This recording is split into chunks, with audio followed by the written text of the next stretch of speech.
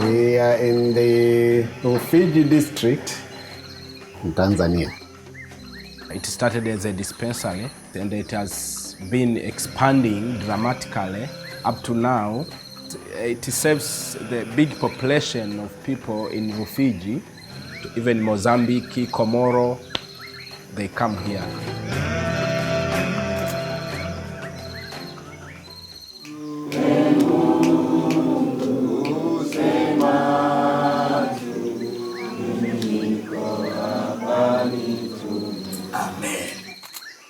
I think this is a wonderful way to get started. I think that with our good luck and our good prayers, we'll have a good patient outcome.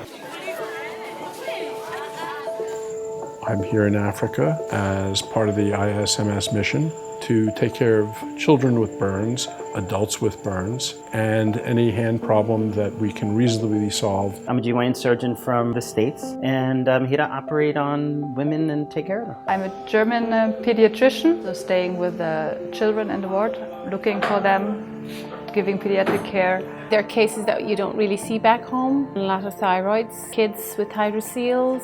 Large hernias, the goiters, the burns, cleft lips, cleft palates. A lot of times problems that just haven't been treated because there's no access to health care here. It's the hardest case under the hardest conditions with equipment that sometimes doesn't work. The OR has only one operating room table that's functioning, that there are no electrocautery machines, no OR lights. We started contacting different charities to collect items, and eventually we shipped 2 full containers. We brought enough equipment to set up 3 of the operating rooms. We had lights put in, we put in the surgical beds, and we brought all the surgical trays and sutures and medications that we need to perform the surgeries. Get everything. Sorry, can you repeat that?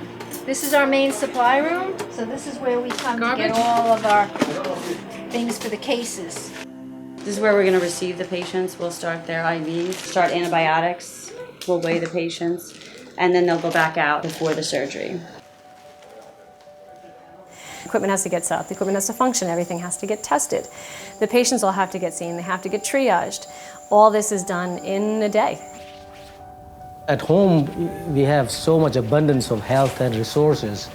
Here you got to think twice before you move and pick up a bunch of sponges. Because if you use them up, there's going to be nothing left for somebody else.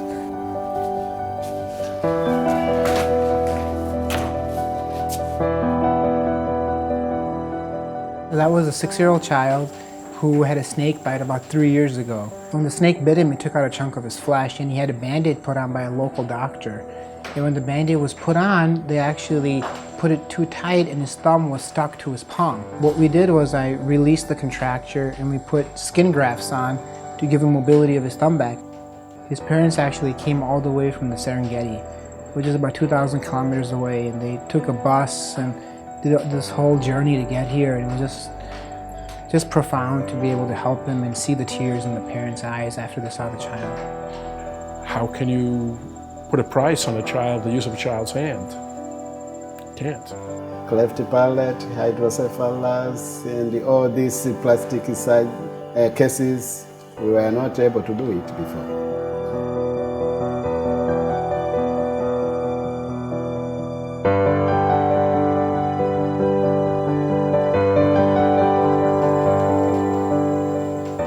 As we evolved, it became more about not only treating as many patients as we could, but also teaching. It has to be a hands-on teaching. We can't just drop a box and say, okay, use everything in that container. There were 60 people in the classroom trying to join and trying to practice with us, and they're requesting a new teaching tomorrow already.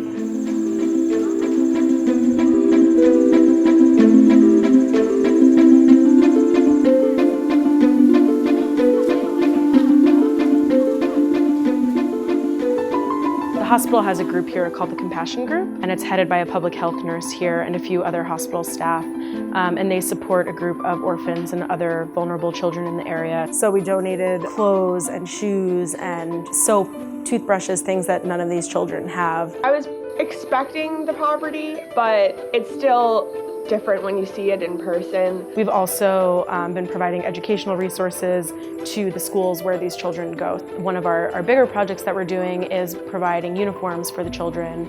Before we came, we commissioned the tailor to measure all the kids in the elementary school and the middle school and make uniforms for them, because some kids cannot go to school if they don't have uniforms. These children walk many kilometers to school every day. Many of them don't have shoes, and they show up every single day because they're eager to learn. Their thirst for knowledge and education and their excitement to be there was really amazing.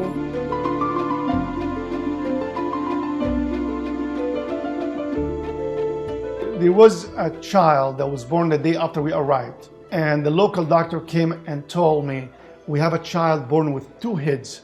So he brought me to the ward and I saw the child who had a large mass next to his head. The big encephalocele was quite complicated because it was really huge, so the baby was lacking a lot of fluid after.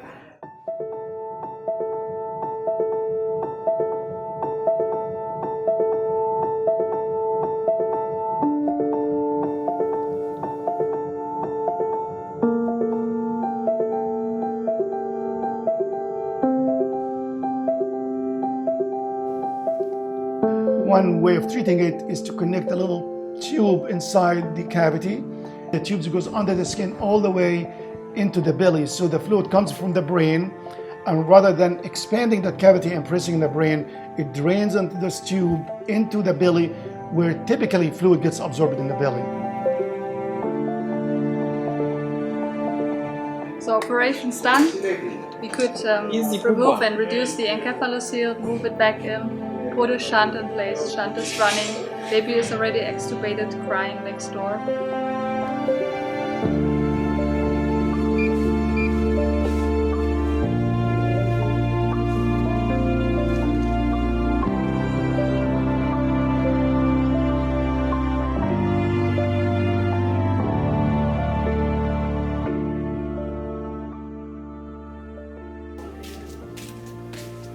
Good morning, Mary. You've been here since last night? Yes. Oh my gosh. She's sucking well? She's sucking well? Ananyonya vizuri mama? Alikuwa usiku ananyonya vizuri, sasa hivi analialia. Analialia, okay. She said in the evening she was sucking very well. Yeah. Now the baby is crying, so the nurses are getting her some pain relief. So the shunt is pumping very nice. Joto ilipanda usiku. Ilipanda usiku na sasa hivi?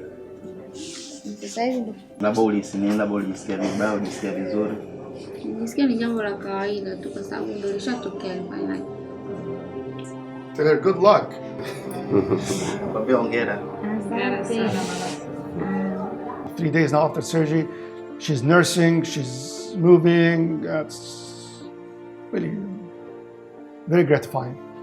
It's a miracle that the baby was born 2 days before we got here. Like, that's not a plan. And then the baby would have died. And it just so happened that we were here, and how the baby's so great. It's like, that was very moving.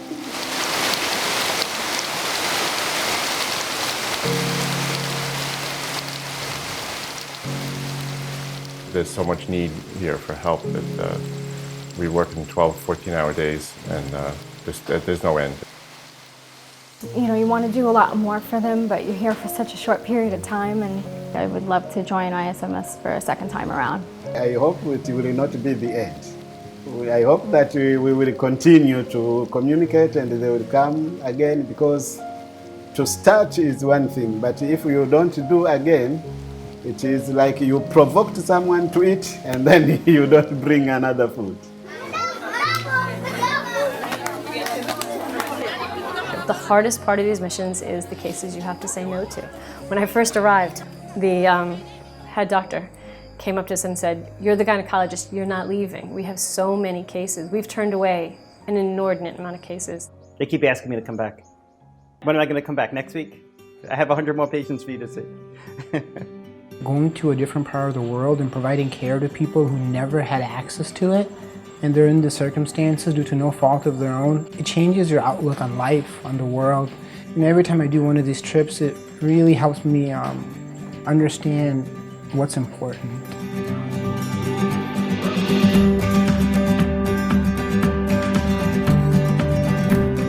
learning experience every time you go to these places.